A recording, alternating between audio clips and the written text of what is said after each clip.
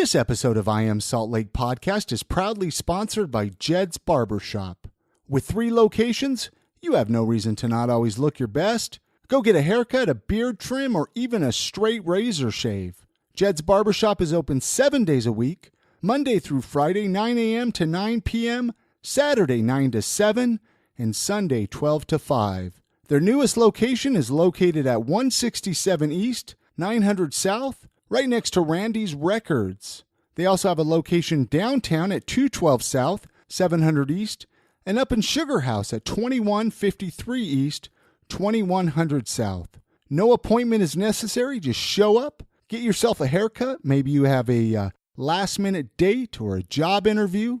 Jed's Barbershop is the place for you. Head on over to their website at jedsbarbershop.com for more information. Showcasing local talent, professionals, and everyday people making Salt Lake City what it is today.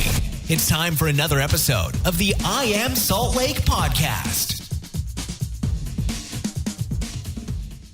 Welcome to episode 290 of I Am Salt Lake Podcast. My name's Chris Hollifield. And I'm Chrissy Hollifield. If you haven't followed the podcast on Twitter yet, give us a follow at I Am Salt Lake. Today on the podcast, we sit down and chat with Lucas Ackley. He's a co-founder of Big Shiny Robot. We get to find out all about his story, how Big Shiny Robot blog and podcast started. He also shares his Ghostbusters obsession. What an amazing story. Oh, it was so much fun. I like nerding out with him. I got distracted a little bit with nerding out. Well, I know you wanted to keep talking movies, and I'm like, no, let's wrangle it in here, Chrissy. Let's keep it on subject. Let's keep it on task. We're going to get into all that here in just a minute. We're excited to announce that the events calendar is now available for you to check out at iamsaltlake.com/events. You're going to want to bookmark this. You're going to want to refer to it often. It's so nice. Like, I'm so glad we did it because even I pull it up to use it. I'm like, what, Friday night, what's going to go on? One of the biggest complaints doing this podcast I heard from people time and time again was, I don't know what's going on in Salt Lake. How do I keep up with what's going on in Salt Lake? And there's a lot more going on than you would think. So we decided to take it up a notch, put the events calendar. It's in the tab up top at iamsaltlake.com. Feel free to check it out. Give it a follow. Bookmark it. That way you can refer to it. Hey, speaking of events, this last Friday night, I was asked to be a guest judge at the Bee. What a fun evening. We have so many amazing storytellers here in Salt Lake City.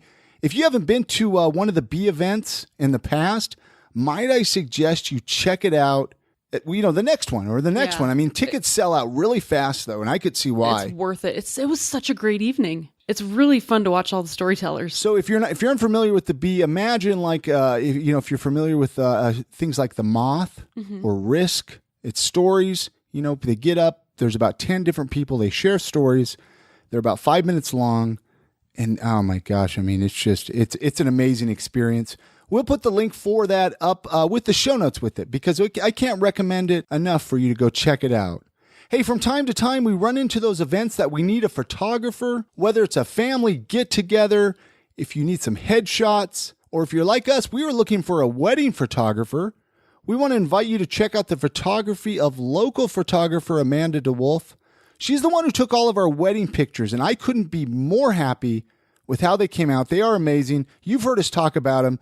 Well, now you have the chance to go to her website, check out all of her photography. It's amandakmemories.com. Again, it's amandakaymemories.com. Head on over there, reach out to her, let her know what you have going on, and if you need some photography, she's the girl for you. Hey, let's jump into that conversation that we had with Lucas Ackley from Big Shiny Robot when he came into our office and shared his story. Enjoy.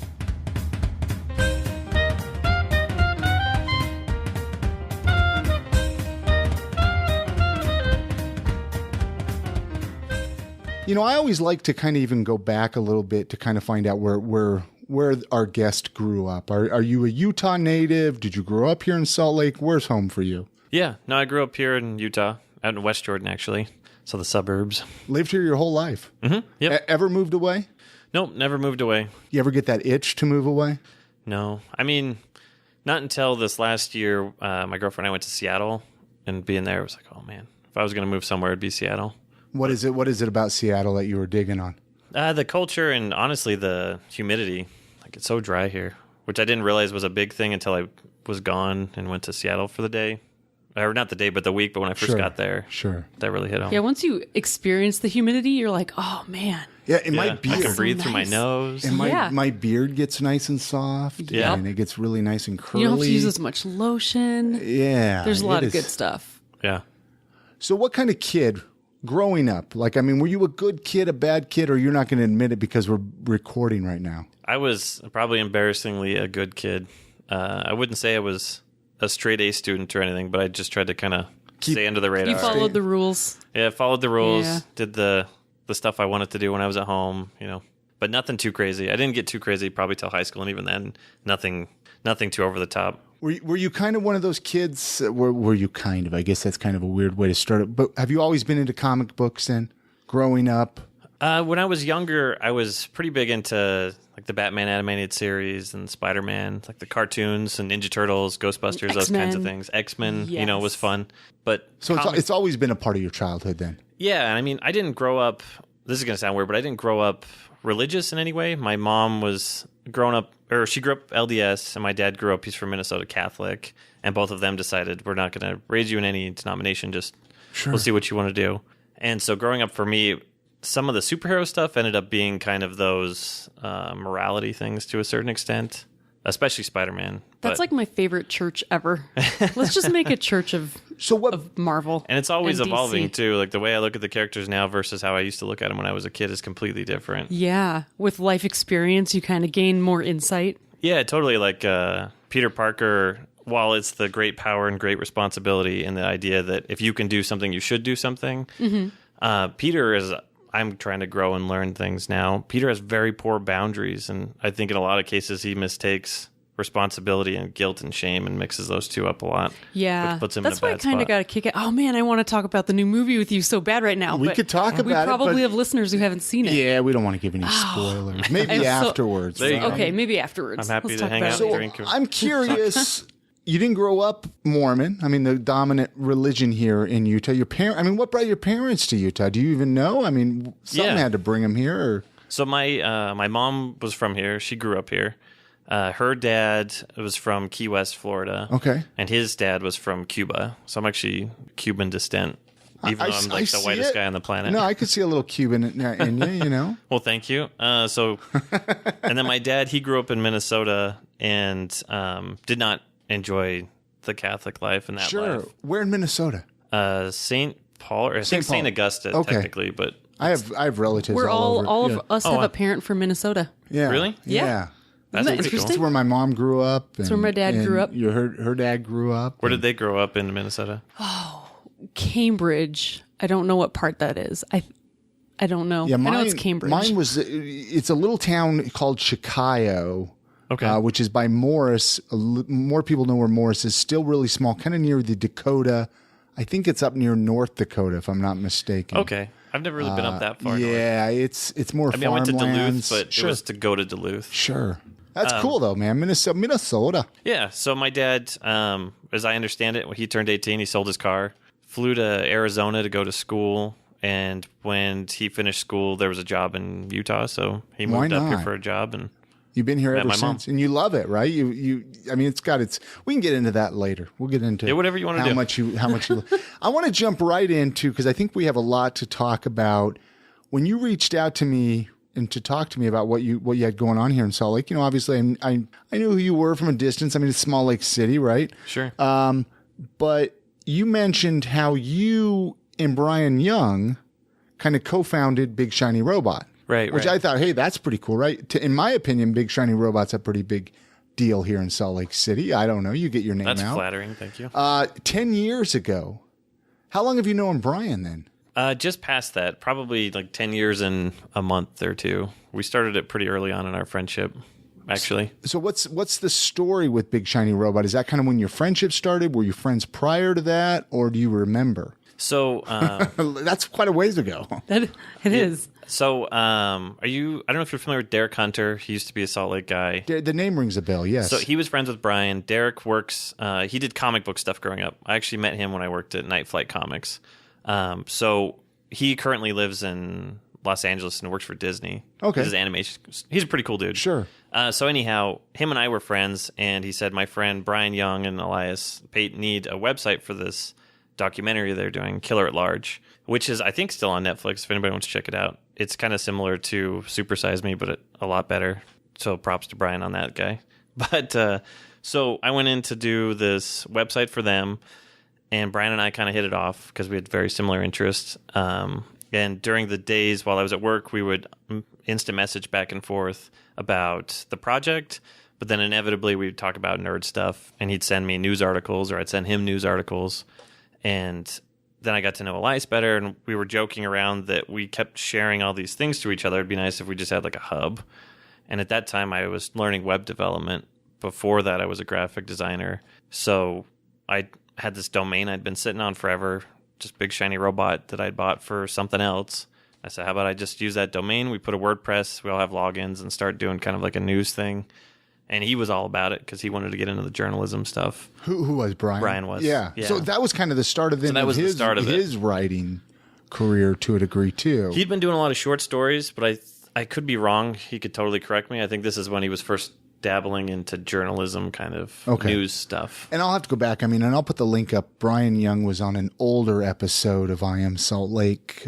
I want to say in the 70s, if I'm not mistaken. I should have done early on. A little research of remembering. I used to remember when every episode was. I could tell people exactly. Around this person 300, it starts to get fuzzy. Oh my gosh! You talk to a lot of people too. Yeah, and that's the thing is you talk to a lot of people, and a lot of people are intermingled, and which is really cool. And I need to actually bring Brian back on the podcast because he's doing a really cool podcast now with the city. Yep. I don't know if you've listened to that one. Anyway, yeah, we're not here to talk about that. We're not here to talk about him, I guess. Yeah, Brian's not even here, you guys. Come on. So I'm really good about talking about other people, you'll find. That's really cool. So I mean, there's not really any like big profound meaning behind the name or anything. It was just a domain that was there, and I mean, it's a cool name. So back when I was a designer, some friends of mine, Megan Mitchell and my ex-wife and her cousin and a few other people, we wanted to set up like a graphic design collective to where we would share portfolios and help each other find jobs. It's kind of like having an agency without the agency. Sure. And that was one of the names that we spitballed for it. And I bought, 3 or 4 different domains to sit on, and nothing really happened with that. I like you. Thank you. How many domains do you have? About 30 I own at least 30 domains. It's hard. It's hard not to buy a domain when you think, well, you're like, for $10. That could be so great one day. Like, I could do the coolest thing with this domain name. I used to have one for a while that I just used for junk emails for forwarding. And it was, this may have offended some, I don't know, but it was jesus@godismydad.com. I used to use that forever. And I let that lapse because there's only so many domains you can keep. Exactly. Anytime I would think of something, I'd be like, I'll be like, Chrissy, listen to this idea for a website. And the next thing I know, she's buying it. So now I can't talk about my ideas anymore to her. It's because they disappear once it ends up into the ether, Well, that's the thing. And grabs it. If you go to see if it's available, I swear, like there's a robot watching or something. Sure. And they swoop it up. If you don't buy it when you look at it, someone's going to buy it within the day. And I think sometimes those domain sites will notice that you've hit it a couple times, similar to Amazon. Amazon has a lot of smart tech. They're looking at moving their shipping. This is a whole other tangent to 1 day instead of 2 day. And how they're going to do that is if you've looked at something a few times and they assume, well, Chrissy looks at this 4 times before she buys something normally. Mm-hmm. If she looks at it 4 times, we're just going to send it. And then she'll probably buy it. And if she doesn't, it'll be a cool gift for her. But otherwise, we're going to be that much faster. They're trying to get that smart with the those tech. Bastards know me. So if we just go to look at stuff on Amazon, we can get stuff for free? They're moving towards that. Because you can get deals that way on certain sites too. Sure. But they catch on if you scam them. And they don't do anything. Then they blacklist you and you don't get deals. That's a whole other... No, I love it. That's what I love about podcasts, though, is you can just kind of get down all these other wormholes. So at what point did the website turn into a podcast then? So the website itself did pretty well for a while. That was always kind of more Brian's thing. I'm not much of a writer myself. And we had done... You're not bad at it, though. Well, I appreciate that. Thank you. I try to... One of the things for me is we all present ourselves on the internet. And how do we do that? We do that with written word. So I try not to sound like a fucking idiot. Because it drives me crazy when I get misspelled things. Or Yeah. So for me, but the written word and journalism, that was always Brian's passion. And then some of my other friends who were on the podcast, Thomas and Tyson, really, really wanted to do something with it and do some kind of an audio podcast. And Tom he's an audio engineer. He went to school for that. So I told him, well, if you want to do it, that was kind of always been my motto with Big Shiny Robot. If you want to do it and you can have the skills to give it a try, let's give it a try and see what happens. So that's how that started. And I don't remember where, that was maybe 6 or 7 years ago. There was never anything that was thought out with the website or the podcast. Things just kind of happened. It just kind of happened. And That's pretty cool. Like everyone, you just brought your own unique things to the table and you each kind of pitched in on different parts of it, and it slowly turned into like multiple things. And it's all volunteer. Nobody's really getting paid for anything over there, right? No, yeah. No, not even myself. No, it's all like a passion thing.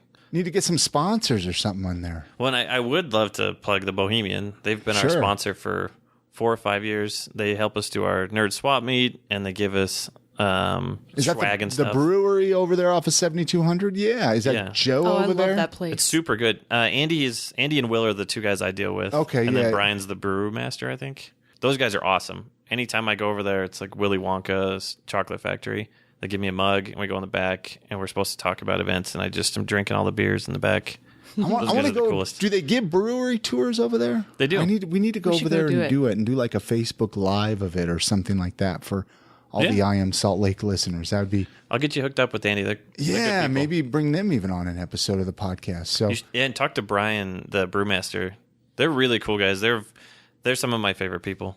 The podcast is kind of the Big Shiny Robot podcast. It's just kind of an extension of the website. Do you interviews or describe the podcast for people listening? Is it just a bunch of nerd talk or? Yeah. I mean, jokingly, I always would just say, I don't recommend it when people would ask me about the podcast, just as like a funny thing. It's something where it's evolved a few different times. Right now we do 1 episode a week, and usually it's comic books, one's for video games, one's for TV or film, and then 1 random episode. And we usually do those in batches of 2 so that we try to stay current. And we just talk about the stuff that we're interested in. So some of the guys on the podcast are more into video games. I try to bounce on all subjects. So for instance, Tyson, he's really into the TV and the movies. So when we do that episode, he sometimes leads that conversation more. We started trying to do more with primer episodes. So for instance, when Spider-Man came out, we talked about comic books that if you see the movie and like it, this stuff would be worth checking out afterwards, or if you want to read stuff to get prepped for it.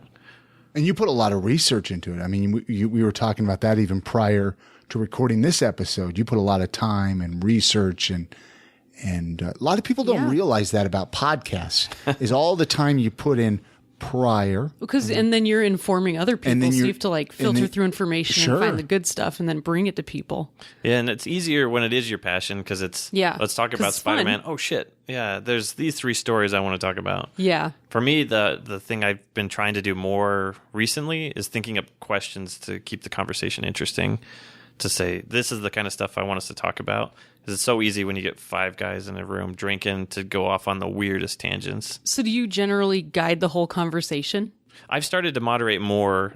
Tyson moderated most of the episodes before. Recently, I've started doing that a little bit more. He's having another kid, so he's taking a break. So I thought, a good opportunity to jump in and try to moderate. I do moderation for the Salt Lake Comic-Con panels, and so I kind of realized I had a knack for that a little more. Like I said, I'm good at getting other people to talk. Listen to you. That's where this has been a little bit different for me. Are you a Dungeons and Dragons master? I am not. Oh. My girlfriend is. This sounds like a talent here. We've talked about that. I think your son would love Dungeons and Dragons. We've actually, I want to get him into it. Yeah. It's pretty fun. I've only played it a handful of times. And the Adventure Zone that I talked to you about earlier, that was what got me into it, because it seemed much more approachable to play it and just have fun. Mm-hmm. So how do you, to keep a podcast with, you say 5 people, 4 or 5 people on the podcast, how do you do it? Is there a trick or a secret? I have a hard enough time keeping Chrissy under control here. And I live with her and I see her on a daily basis. So it's like, and he hasn't murdered me yet. To get like everybody on the show. That must be difficult. It's like band practice, right? Do you have like a set day of the week, I guess you record, or are you chatting throughout the week, or? Yeah. So for Big Shiny Robot, we have a Slack channel or Slack team, and we use that, and so we'll just kind of bullshit in there, and it's like 90% us just bullshitting, and then 10%, all right, when are we going to do the next one? And we've set this pressure on ourselves that we don't want to ever miss an episode this year, so we last minute record. We do one every Tuesdays when their episodes go up, and so the Friday after the last Tuesday, we record the next 2 episodes. I gotcha. And that keeps us on our toes. And then trying to wrangle it, it just depends on the episode. Man, Slack is a great way to keep up with that, because you always have a record of what you guys were goofing off about, or what you talked about, or what sparked something, or... That's really interesting. Should we start a Slack for this, Chrissy? I kind of think maybe we should. You can invite guest people onto the Slack as well. I don't know that you'd need that for your purposes. Yeah, no, that's actually an interesting... Invite them on and then kick them right off. No, and then like maybe chat with them, like the 3 of us could chat, but then that would make them have to download another app on their phone. But if you don't have Slack, you should. Slack is the best of the apps. It's what email once was for... most corporate jobs. Any place that you work at, if it's a cool place, they probably have Slack. True. So, and for you guys, it might be overkill. I've kind of dug just showing up and not having talked much. Shh, don't tell Chris that. Just let's make him do nerdy things with us. You can come on the Big Shiny Robot Slack, and then I'm totally if you want in. to, and we can just BS in there too. So when you were making Big Shiny Robot, back to Big... See, I got to wrangle you guys in. Back to Big Shiny Robot. Was there a goal, like an end goal, or is there an end goal now? Like, where do you see this going? Do you have like a dream with it, or is it just kind of like whatever happens? I was pretty young when we started Big Shiny Robot, and so for me, it was very much whatever. Like, yeah, sure. Let's do something cool. And the podcast was similar. It was like, well, we're getting busier in our lives. This is a good reason for the 5 friends to get together once every other week. One of the big things that Brian and I did talk about early on, and this was years and years ago, was helping set up a community in Salt Lake. So this is before Comic-Con and all that other good stuff. So we started trying to do more events and help out with things. We did a lot of watch parties at Broovies. So we did the finale of Lost, or when Walking Dead first started. So that stuff I think we've helped with, but I feel like the geek community in Salt Lake has already kind of started to run with that on their own too, because we have so many different podcasts and things that have crept up. So we try to help out and jump in where we can, like doing the swap meet, but it's not really necessary to helm the ship. And I know for Brian, I think you'd have to talk to him. I think him getting the journalism, his feet under him with that, and he's starting to do more with Star Wars and StarWars.com and his Full of Sith podcast. So he got to do those cool things. For my own nerdy stuff, I got to do, I got to go out to LA for the red carpet premiere Ghostbusters, which was super cool. What was that? What was, you went out, because I know you're a big Ghostbusters guy. Let's jump into that for a second. So you got to go into that because of Big Shiny Robot. You were able to get like some press passes or something, or it wasn't directly related to Big Shiny Robot, but it was due to the relationships I'd gained through Big Shiny Robot. I got you. So that's, you know how it is when you network, especially in Salt Lake. Yeah, you can kind of, every job I've had goes back to the comic shop Night Flight that I worked at for 7 years. Any connection I've ever gotten a job was from there, you know. That's weird. I don't know if you've ever gone back that way and tried to think of what was this thing in my life. Where was if that I hadn't branch have done that this, took you off? Yeah, if I hadn't worked at Night Flight, where would I be in my life? It'd probably be completely different. Oh, absolutely. I think of even days I want to throw the towel in on this podcast here on I Am Salt Lake. I think about all the cool experiences I've gotten from it, all the cool people. I mean, even meeting Chrissy. If I wasn't doing I Am Salt Lake, would I have ever met you? I don't know. You know, probably not. Because so often I think, especially as we get older, if we don't immerse ourselves in hobbies and in stuff like that, we might just come home from work at 5 o'clock and sit and watch TV all night. Yeah, not even really go out anymore, you know. And so what do you do? We have more outlets now in our generation to find like-minded people more easily. We take it for granted. Oh, we totally do. Yeah. Yeah, I would agree with that, and to be more educated on things, whether that's I want to learn how to build a proton pack, or I want to know more about this policy, or this You can thing. pretty much learn anything you want. Whereas before, you were limited to the people directly around you. Yeah. The Big Shiny Geek Show pub quiz, because that's Big Shiny Robot and Geek Show podcast, right? Do you know, I mean, what's the story there behind that? Like, I don't know. Because there's just all these little offshoots of Big Shiny Robot. That's another thing. I don't have anything to do with that. Okay. And that was And I don't mean that in a way like that's I don't not have me. anything to do. No, I'm not proud of that. That's no. garbage. I think it's super cool. No, it is cool. And It's it's amazing that Brian's kept that going for as long as he had. I know he ran that with the late Jeff Weiss and Shannon forever. But that was something that Brian had said, I'm going to start doing this pub quiz. I think this would be really cool. I was like, cool, man. And I've gone a handful of times, and I mean, it's usually really packed. Yeah. They do a lot of cool stuff. The shot glasses that I brought, that's why I made those, was for one of the pub quiz nights. We took it in as one of the prizes just for everybody that happened to be there that night. Do you make it out to that very often then, or no? No. I'm terrible at that. I'm not a big go out and do things in mass groups. That's just not my thing. I'm more of like an intimate gathering kind of guy. Well, then this works out pretty good. I mean, good thing we didn't invite like cool. 50 people to come for this podcast recording. Yeah, that might have been a little bit tougher for me. I've always wanted to go to the Geek Show pub quiz. Have you? You've never gone? Geek Show. You've never gone? No. Let's go. I've what is heard it? of it. Wednesday nights. I believe it's Wednesday nights at Lucky 13. Lucky 13 is like 6. I hear about it all 8 the o'clock. time. I think is when it starts. But you have to get Somewhere there like at 7 for a table. Yeah, I think that would be super fun. Well, let's go one night. We'll get All a right, team. let's do it. I'm no good at it. I probably am not Some of the either, questions- but we could be the awesomest bad team. Well, just let me know with when you us. go, and I'll Yeah, I'll you show. be on our team I know too. a lot of dumb shit that probably won't help us at all, but Perfect. Let's actually take a quick break. We have to play a message from our sponsor. Then we'll be right back. I want to ask you about the Nerd Swap Meet that you got going on here in Salt Lake. So hang tight. We'll be right back.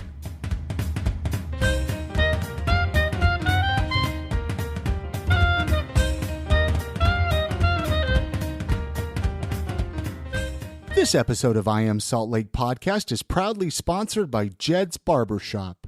With 3 locations, you have no reason to not always look your best. Go get a haircut, a beard trim, or even a straight razor shave. Jed's Barbershop is open 7 days a week, Monday through Friday, 9 a.m. to 9 p.m., Saturday, 9 to 7, and Sunday, 12 to 5. Their newest location is located at 167 East, 900 South, right next to Randy's Records. They also have a location downtown at 212 South, 700 East, and up in Sugar House at 2153 East, 2100 South.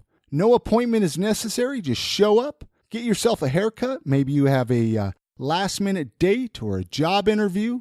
Jed's Barbershop is the place for you. Head on over to their website at jedsbarbershop.com for more information.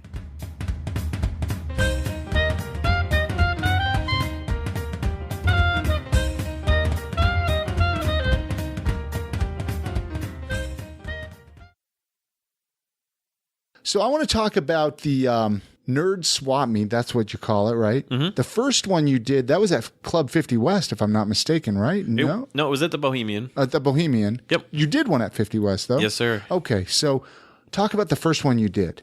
How did that idea come about, and what is it, again, for people that are listening that are like, what is this Nerd Swap Meet he's talking about? Okay, so Andy and Will, who'd mentioned, super cool guys from the Bohemian, tracked me down. We used to do booths at Comic-Con when we could afford to do booths. And we had this massive booth, and they showed up and said, hey, we're from the Bohemian. We want to sponsor your podcast. And we were like, okay, fuck you, whatever. We just thought they reached out to you. We thought they were just coming to like mess around with us. Oh, you and thought give they us were crap, just 'cause we had guys people do messing that around before. with you? Yeah. Really? And then Andy and Will pushed it further. Like, no, come to the Bohemian. We'll give you a tour. Let's talk about this. So one of the first meetings where Andy and I met, he said that they really wanted to invest in the podcast in this community, but they wanted to invest in doing events and growing the... To miss out on the epic event here in Salt Lake City, whatever that is. We don't know what that is yet. Hey, I didn't ever meet Andy because Brian dealt with some of that stuff more, but Andy was involved with Big Shiny Robot from way before that. Okay.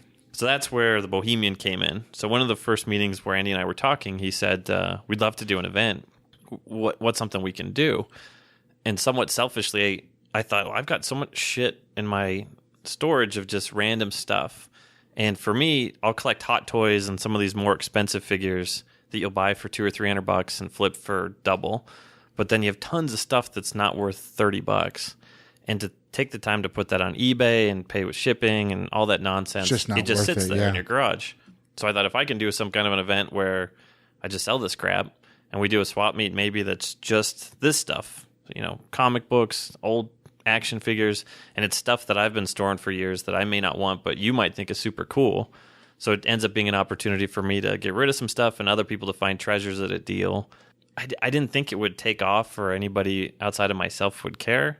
We had tons of people sign up for the first one. We did another one. We do it annually.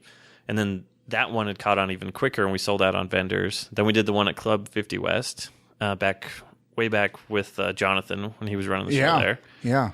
And that one did pretty well, but it didn't do as well. And I think the magic of having the event at the Bohemian, it's in the parking lot, they grill up brats, they have their beer outside too, and they do the brewery tours. It's just kind of this perfect storm of nerdery. And then ever since then, we just don't have enough room. We sell out on the vendor spaces. Usually we fit 35 to 40 vendors, and I'm turning away a lot. So is there any in the works? Like, do you have one planned right now by chance that you want to plug, mention at all? We always do them kind of spring, summer, just depending on whenever it hits my brain. I think, I should get that going. All right, well, let's get one going here. Let's get one going here, Lucas. Let's set a date right now. I'll pull up the calendar. I mean, June was super cool. We could look up June. I like June. We used to do them in May, and I got a hard time because every time I'd go to the brewery, whether it was for the swap meet or different things, it would rain. And it would rain for our event up until the event started, so just during setup, and then it was clear skies. It'll probably be right around that same time. It's also a lot of work for me because it's mostly on me. I take all the vendor fees. I take in applications because I also turn away vendors. I try to You have to actually process all the applications and figure out who can get a spot. And I try to be fair in that it's not so much that I don't want them to be a part of it, but if you're selling your crafts, you're not going to sell anything. We've had people try to do that. I don't want you to be disappointed. So it's more for the vendor's benefit. So that takes a lot of work. And then setup day, the guys from the podcast show up and help set up the tents. And it's a hot day, and we all get drunk and sell stuff. And by the end of that day, I'm like, I'm never doing this again. And then usually 3 or 4 months later, I forget. And it sounds like a great idea all over again. I love it. What motivates you to do all this then? I mean, you're with the podcast and the website. And I mean, again, it goes back to you're not making any money from this. Sure. You have a day job. Yeah. I mean, this isn't paying the bills. You don't have a big house up in Park City that you're living off of all this. You know what I mean? Like, what motivates you to keep doing this then? I don't know. That's been kind of my MO this last year, is to really look at my life and think about why I am doing some of these things. And this is one of them, Big Shiny Robot. I think first and foremost, there are a lot of other people that are very passionate about it, that if I didn't keep the ship running, it would just stop for them. And that bums me out. So that's one thing. Like the podcast, I really enjoy doing it, but I think the other guys in the group love it that much more that it'd be hard for me to say, like, let's just be done with this, you know? And you've built such a community around it that it would just be missing from people's lives if it disappeared. Yeah, exactly. And there was a period I'd gone through a fairly difficult divorce, and during that period, I took a break from everything, and I said, I'm headed. We all can relate there on the difficult. Headed for rock bottom. Part. Let's just enjoy that while we can. And so while I did that, I didn't do the podcast and everything else, and I did miss some of it. I miss being able to hang out with my friends, and I've made a lot of connections. So whereas Night Flight Comics was my first branch of life, Big Shiny Robot's definitely my second.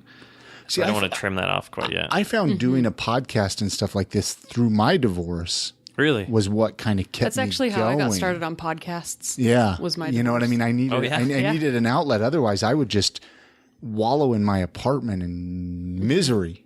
You know? And so I needed that creative outlet. And now you need a light at the end of the tunnel for sure during a divorce. What would you like? Is there any advice? How can I word this? Since I mean, you do so many obscure things. I mean, a swap meet and a podcast and website. like somebody who wanted to do something like that, right? Like maybe they wanted to start a blog or a podcast or do an event. I mean, was there something you would tell them a piece of advice? There'd be a lot of advice. I don't know how to boil it down. Sure, yeah. The first being just do it. Yeah. If you sign up for but what WordPress, if they say I don't know how to do it? Like or I'm not good enough. That's not an excuse anymore, is it? Well, that would be my second thing. Is just like in a day job, you could use this. You can use this advice anywhere. The first thing would be to just do it. The second thing, when you tell yourself I can't do it, find someone that's done it. Talk to them. See if they'll give you advice. Try to find a mentor. Because for as many dicks as there are out there's as many mentors that totally are flattered when you approach them and say, "How did you do this?" there's anybody that approaches me and says, how did you end up doing these things? I'm more than happy to talk through it with them. And the third and most important thing in any branch of your life is don't be an asshole. I know that's very hard and it sounds like silly and simple, but it's so important, especially in Salt Lake. You don't know who's connected to who. Amen to that one. And it's just not worth it. That's not to say you should let people walk all over you, but really check yourself at the door when you're trying to jump into a new thing and be like very drop humble. The ego? Yeah. Yeah. Yeah, a lot of people put that up pretty quick. And yeah, no, that's good just not advice. helpful. That would be like the top 3. I could go on for hours about just that. Be nice, be friendly to people, say hi, try to remember people's names. I'm not good at that. Talk with people because you never know when. I can think of so many people. I keep going back to it, but even being involved with Comic-Con, the gentleman that runs the panels is Blake Castleman, one of the nicest guys I've ever met. And he was a Hold at Night flight that I talked to all the time. And that's the only reason I got pulled on that panel is he reached out to me and said, hey, you want to be a part of this? And what panel was that? Just the committee. I was on the panel planning committee, so I helped plan all the panels they had. Are you still doing that? No. Why did you stop that? That was one of the things during the divorce that got the axe that was like, I just need to take some time, as I said, to enjoy slamming into rock bottom as quickly as possible. Sure. Would you like to get back into that, or is that it's kind of been nice to not? The more that I've been away from the Comic-Con stuff, the more I've enjoyed being away from the Comic-Con stuff. I think it'd be the polite way to talk about that. Sure. Well, it's like it's so fun. It sounds like such a great thing, but it is a lot of it's a lot of work and stress and added things that you're doing. Totally. So that's always tough. And you'll find, I'll just say this in general, in any group, you get more than 2 people in a room and you start having factions of things. Oh, yeah. And I think it was difficult for me to be a part of the Comic-Con with how big it is because there's that many people and that many different factions. And I'm much more the just hang out, enjoy some time together. Don't be dicks. What's with your fascination of Ghostbusters? Oh, man. Because, I mean, you even have a hearse, right? I do. Did you drive it here? That's a whole story in itself. No, the hearse. So there's right around the corner is that Catholic church. Yeah. So they had a car show, and my dad lives out in West Jordan, which is where I keep the car. And I drove it from there to West Jordan, and it was a tank of gas. What? Yeah. I think it might get 3 or 4 miles to the gallon. It weighs 3 tons. Wow. It's 22 feet long. So there's my dream of that is dead. I always had a dream of owning one, just because they're so cool, like the Munsters, right? You know what like, I'd they have a build hearse in that? I'd build like a party area in the back. They're not that big, Chrissy. They're big enough. There was actually a guy that turned one into a limo. My dad, we're friends with a lot of auto guys, and they turned a 55 Hearse, I think, and they tore it apart, slammed it to the ground, and made it into a giant party limo. Ooh, that's so with like cool. a TV in the back. Wow. They're a lot bigger than you'd think. So there was an auto show then, or right over here at the Catholic Church. Yeah, so that and was... they had one for sale. No. That's where we just taken it for a show. Gaining the Hearse was a whole debacle. I don't know. Do you want to talk about? Well, I don't know. Ghostbusters or the Hearse? I want to talk about it all. I find it so fascinating because I mean, you've taken your love of a movie. Mm-hmm. I mean, don't get me wrong. It's a rad movie, Ghostbusters. Yeah, sure. But where does that stem from? Just I don't know. I think I found as I've gotten older that I have a very stubborn nature when it comes to myself not being good at certain things. Okay. For instance, I went down a rabbit hole playing StarCraft 2 at one point, and I was just really mad how bad I was at it, and I played that until I hit a very high tier, and then I was done with it. And so with Ghostbusters, I think it was something growing up that I always really enjoyed, and there were parts of it, the movie, that I cared about. And for me, it's not as much the movie as it is, I want to build a proton pack and make it look like a movie proton pack.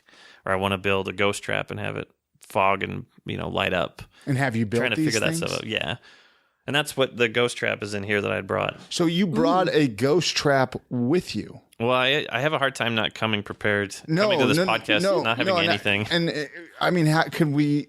It's probably not going to make the best audio, but maybe can we see it? No, you can totally see it. That's why I brought it.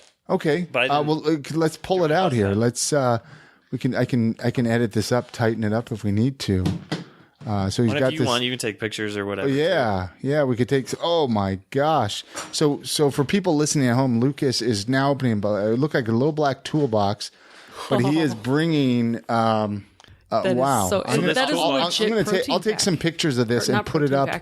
This is the ghost trap. This is the ghost trap. at iamsaltlake.com. So this, I bought in this nice case for when we went back to LA for the premiere, because part of their stipulation, it was actually through Ghostbuster contacts that they wanted Ghostbusters dressed up on the red carpet. So I bought a bunch of these hard cases to transport gear. So this was one of the things I always wanted to build as a kid, but never did. And it's this ghost trap. Does it work? There's a whole rabbit hole of getting into these things. And so this is what's referred to as like a stunt prop.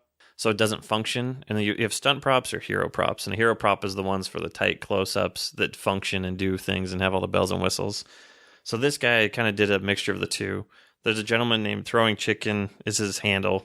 I don't know where it came from, but he builds these resin kits. And this one's all one piece. And the door's open, but outside of that, it's hollow. So for this, I wanted to make it fog like the Ghostbusters movie. So in here, we'll see if the batteries still work on this guy. So this guy should fog. Yeah. No way. So this is the obsession more than the movie was. It's like you just caught Slimer. Exactly. Because I thought at a convention or different things, that's got more impact. And to make that happen, it's an e-cigarette. So you fill the vacuum of this trap. There's a little fan that blows air in it. And then there's a little vacuum that pushes the air across the e-cigarette. And then you put fog solution in the e-cigarette. And then you fix a pipe on the end of that. Do a bunch of other weird things to make it work. Now make that smoke one more time here. Wow, that is really cool. It's got the lights and everything. I recently bought another kit that'll have the cartridge come out and the doors open. It's one of those weird hobbies that you can get further a kit, into. And you put it together and then add things into it to make it do what you want it to do? Exactly. If you wanted to, you wouldn't necessarily need to make it light up or fog or anything. But you should, because it's awesome. Well, thank you. Yeah. That is the raddest thing. And again, that is so fun. Wow. Okay, is your hearse actually painted like the Ghostbuster car? No, it is not painted as the Ghostbuster car. Oh, okay. Is that your plan with it, though? I don't know. Paint it white? But it's too expensive to drive. Well, so it was something I always wanted. And as far as the movie, that was one of the things I always dug as a kid was this big, ridiculous hearse. The most popular, well-known year of the Cadillac, a 1959 Cadillac, the big fins, the bullet taillights. And I started going down that rabbit hole when I was pretty young, trying to learn more about, they're called pro cars, so professional cars. And that's a whole other weird faction. When I mentioned earlier, you put 3 people in a room, like that pro car community is exactly that. You've got the classic car guys that want to keep it original or restore it to as close to original as you can. Then you've got the macabre guys that enjoy zombies and vampires, and they deck them out with lights and do crazy stuff. And then there's the Ghostbuster guys, and they all hate each other. And it's very difficult to get in with any of the groups, and especially when some of them, like the pro car guys, if they find out that you're a Ghostbusters fan, they either won't sell you things or they'll charge extra, and it's just ridiculous. Is the most frustrating thing I've ever had to deal with to try to get this freaking car. But you keep it at your dad's house. Does he ever go out and cruise with it? He doesn't drive it unless I'm around, just because he's got his own hot rods. He has a 59 Cadillac, a 2-door DeVille, and a 57 Seville, and it goes on and on. Wow. So he's got this huge ranch house out in West Jordan it's got an extended garage and then a carport that he turned into a garage. So it'll fit. It's a 22-foot car. So finding space for it and space to be able to work on it is really hard. So forget taking it downtown, right? Like I watch some big trucks, right? Downtown. You ever watch like those big lifted trucks? Have a really hard time. Have such a difficult time downtown. Yeah. It's ridiculous. So besides Ghostbusters, besides a big shiny robot, what other hobbies and interests you got? Anything else? I mean, anything else that occupies your time? Or yeah, there's a lot of stuff. We could talk about whatever you want. What I mean, something else. What's another hobby of yours? Random hobby, something we wouldn't expect. When I was in college, so I went to school for graphic design. I was a greeting card designer for a while. So illustration was a big thing for me growing up. A greeting card designer, so like get well soon, mom. Yeah, or like that's original, right? You had to come up with the worst things, and there's a holiday for every day, and that's the only reason they were invented to have a holiday every day. So greeting card companies can come up with Hallmark invented bullshit. a lot of holidays. Wait, I'm very fascinated. Yeah. So like, I'm curious. Is this just a room, and you would sit? And they'd give you a blank card and say, "Go to town." Like, what a greeting card designer! Awful. Like, what do you do? Well, it was the company I worked for. I won't mention. No, we don't need to mention them. It's an MLN though. a multi-level networking or multi-level marketing, depending on how you want to phrase they it. make multi-level marketing greeting card companies. There was one, and so it wasn't so much about the art form as it was about producing cards. So I didn't get to flex a lot of those muscles. Most of the stuff was pretty just copy and paste when I wasn't getting in trouble for making cards I shouldn't have, because there was a whole approval process. But during that time, when I was doing those, I was drawing a lot more because I wasn't getting that creative outlet at work. So I used to do a lot of comic strips, and that's how I met JJ and Bill. I had this thing I did for a while called Sequential Profanity, and it was just goofy stories of stuff that would happen in my life, and I drew these comics for a long while. I played guitar for a long time. I have a lot of these hobbies that I've never taken to any form of fruition, and that's part of been me rethinking my life and thinking, well, Big Shiny Robot's great, but is there any way I can get that to where it's a little more running on its own, and then I can maybe jump into one of these other things I want to do. It sounds like you pick things and attack them, and then you master a skill, and then you're like, okay, I did that. Let's go master another skill. Yeah. I've joked, which is cool. I've like a jack off of all trades. Where there I you just go. Jump in, and then they're like, wait, but did you do anything with this? No, I got real good at it, and that was the end of it. You hit peak, and you're great. No, that's good though. I think a lot of people are afraid to try things, right? Yeah. Like they're like, well, this is what I do. This is how I spend my time. I don't want to do anything else, and so they don't get these experiences like you've gotten, Lucas.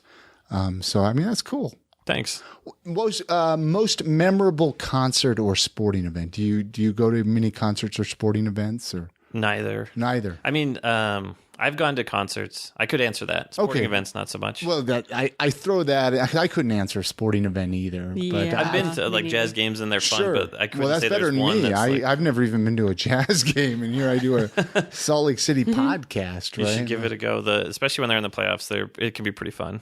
But for concerts anyway, there's been a couple bands I really like seeing. There's a band called Anamanaguchi.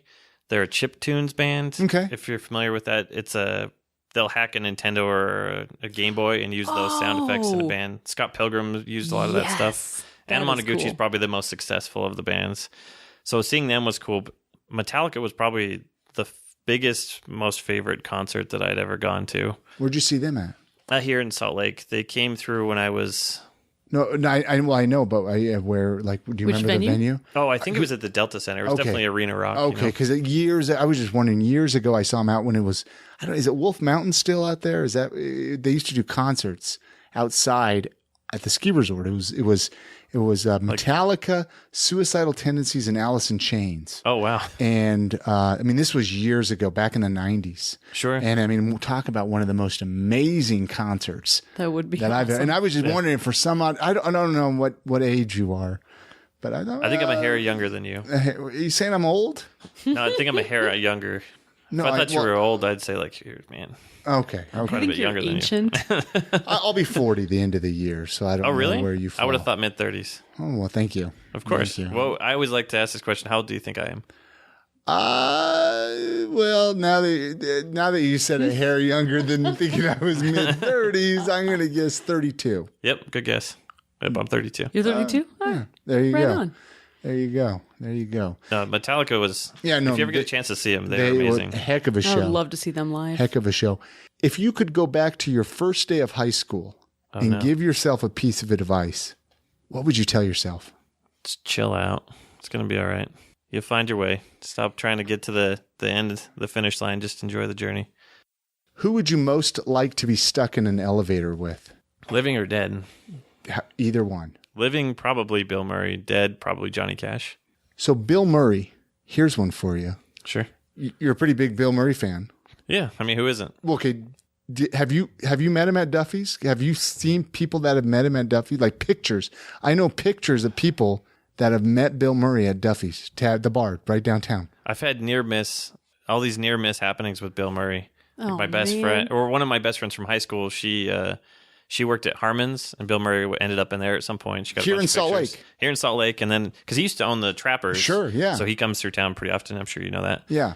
And then my buddy Armando, who I know through the comic shop, he works at a bar in the airport, and he tells the story. He calls me up. He's like, "Luke, I've been working nonstop for a month." And I'm like, "That's okay, cool, man." He said, "I've not taken a day off." And I said, that's a bummer. He said, "Today I left. We have the new guy, train him enough. I leave, and an hour later, Bill Murray comes in."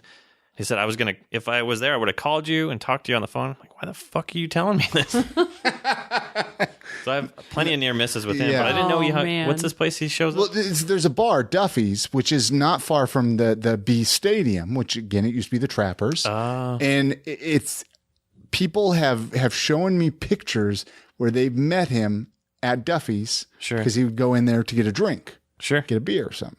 And so I was just wondering if you were one of the lucky. Met him. Lucky. I know a few people that got pictures. I with need him. to meet someone who's met him.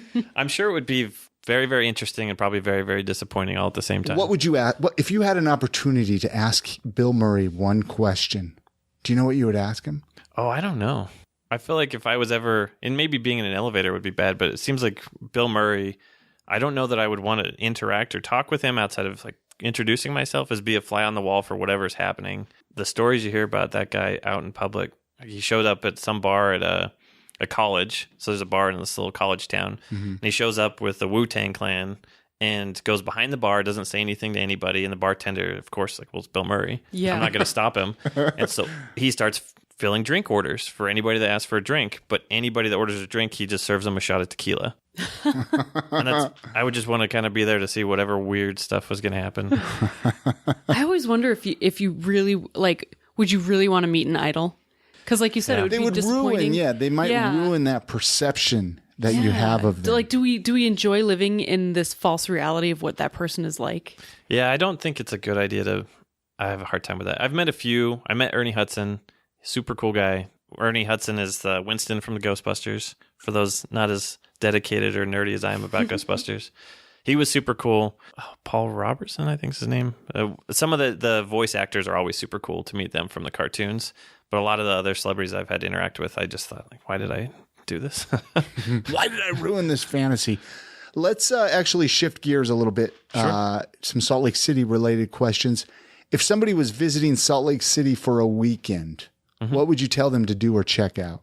Well, there's definitely a lot of really great places to eat in Salt Lake. I think we're pretty lucky in that there's such a diverse range of cultural foods to have just in Salt Lake City. So I'd probably recommend some different places to go eat. And then depending on what they wanted to do, if they're outdoorsy people, take your pick. You can go for a hike, you go up to East Canyon and go kayaking, or if it's the winter, you could do what I've never done and go snowboarding or skiing if that's your thing. Sure. There's a lot of really cool stuff to check out that way. But I don't know. I've lived here my whole life, so I don't think anything just stands out for me. You mentioned eating spots. Do you have a favorite local eating spot that you like to go to? Oh, it just depends. We rotate. My girlfriend and I, we try to do date nights pretty regularly. So we'll go between like the Oasis, if you've ever been there. It's super good, very chill. There's the pho place out in Sugar House. I always forget the name of. Oh, I think I know. Chrissy's at the edge of her seat right now. Like, pho, you say? Yes. I think it's off of like 8th. It's right by the Smiths. There's yes. I can visualize it, but I don't remember what it's called. There's a Habit Burger, but they've got a really, really good banh mi sandwich. And then there's a lot of good places. Alamexo, if you want to have high dining Mexican food, which I didn't know was a thing, and maybe I sound very ignorant in that, but I just didn't know I could spend $20 on a Mexican food on a plate and have it be so delicious. Alamexo's delicious. Thai food, there's the Bangkok Terrace, I think it's called, at the Gallivan Center. From scratch is super tasty. I work downtown right in the middle of Market Street, so I get to eat this stuff all the time too. Do you ever hit up the food truck days on Thursday that they do there at the Gallivan? That is one thing I wish I had more time to be able to do that. Yeah. Go there on Thursdays for the big... I love the food trucks in this city. Yeah. We have some amazing food trucks. I hate having to pick a food truck to go to, though. Well, when there's like 10 of them, right? Yeah. Right. You're like, but I want that. When there's and one, that, and that, it's and okay. Yeah, right. But, but that's the beauty of working there is try a different one next week. How can, let's run down the list on how people can find out about you. I mean, give the website information, however, whatever kind of things you want to promote, websites or social media, whatever. Yeah, I mean, Big Shiny Robot, there's still quite a few guys that write on that. I don't write as much on it, but I definitely check it out. They're very passionate, and we've started moving more towards editorial rather than just breaking news, because with social media, there's no reason to try to jump into breaking news. You have a whole feed dedicated to that. So I think if you want more analysis on why the Spider-Man movie will be cool, or the movie review of why this movie didn't necessarily work as well, check that stuff out. Those guys work really hard for that. If you want to hear me and a bunch of other assholes just be drunk and obnoxious and talk about nerdy stuff and try to have a good time, that's my podcast, Big Shiny Robot. You can check that out on iTunes. Not a whole lot else. I'm on Instagram. If you want really nerdy toy photos, very well taken toy photos, you can hit me up. I'm Damn It Lucas. Okay. And I'll put all the links for this at iamsaltlake.com with the show notes. Cool. For this episode. Anything else you want to mention that we didn't get to? I know it's kind of tough to get to everything. And it is. And not time. Any other questions you want to ask him, Chrissy? Or well, I mean, besides wanting to play with this, besides wanting to talk about all things nerd, no, I think I would just go into a wormhole. Well, thank you so much, Lucas. It's been a heck of a conversation. Cool. Thanks for having me. It was a lot of fun. All right. Many thanks again to Thanks. Lucas Ackley for coming on the podcast, sharing his story. It was so cool to find out how Big Shiny Robot started. Yeah, it was really neat. And I'm amazed they're still going. Yeah, 10 Good years. for them. I mean, we've had Brian Young on the podcast. So, and again, I'll put the link for his episode up with the show notes. Go listen to it. It's just kind of neat to hear, you hear about Big Shiny Robot. There's the pub quiz that goes on Wednesday night with it's the Big Shiny Geek Show pub quiz. Yeah, which sounds like a lot of fun. And then the podcast and the blog and all the stuff that they're doing with the Comic-Cons and whatnot. Reach out. We're going to put all the links with this show notes at iamsaltlake.com/290 for episode 290. Also, don't forget to check out our events calendar while you're there. We're constantly adding events to it, so check back often, as it would suck to miss out on the epic event here in Salt Lake City, whatever that is. We don't know what that is yet. Hey, this episode of the podcast is sponsored by Jed's Barbershop. With 3 locations, you have no reason to not always look your best. Go get yourself a haircut, a beard trim, or even a really sweet straight razor shave. Jed's Barbershop is open 7 days a week, Monday through Friday, 9 a.m. to 9 p.m., Saturday 9 to 7, and Sunday 12 to 5. Their newest location, it's opened up.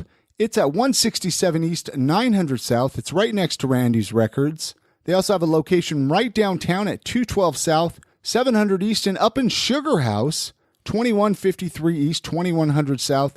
Listen, no appointments necessary. If you're Friday, 9 a.m. to 9 p.m., Saturday, 9 to 7, and Sunday, 12 to 5. Look good.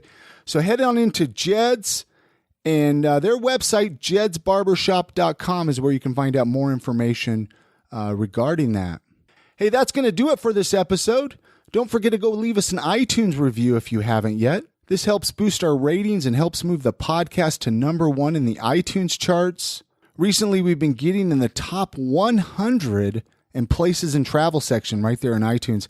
I can't believe it, but I want to get us to number 10 in the top 10. Let's do it. And we can. Yeah. I believe we can. We need we'll your show help, people though. how cool Salt Lake is. How much there is to offer here. Well, what's really cool in iTunes there, so you see all these like Disneyland podcasts up in the places and travel, and you see like big cities like New York City. Yeah. And then you see I Am Salt Lake, and it's like it puts it on the map, I think. Yes, absolutely. We need the iTunes reviews. We need the downloads. So, I challenge this week, everybody go out and tell one friend about the podcast. Tell one friend and leave one review. And leave one review. Tell them to leave a review. If you go to iamsaltlake.com/iTunes, this is going to forward you to iTunes. Takes you just a second. Make sure you're logged into iTunes, though, before you leave that review. Otherwise, it won't let you do that. Also, one more thing. I want to invite you to reach out if you're interested in launching a podcast, or if you have an existing podcast and you need some coaching or consulting. I've been doing a lot of one-on-one podcast coaching the last couple of weeks. It's been a lot of fun. Send me a message. Let's chat. You can find me at chris@iamsaltlake.com. I'd love to help you out with your podcast or get one launched here. If you're in the Salt Lake City area, we can meet up and chat. Hey, you guys have a great week. Get out and enjoy the city. Hug your kids. Take the long way home from work. See you on the next episode. And good night, Grammy.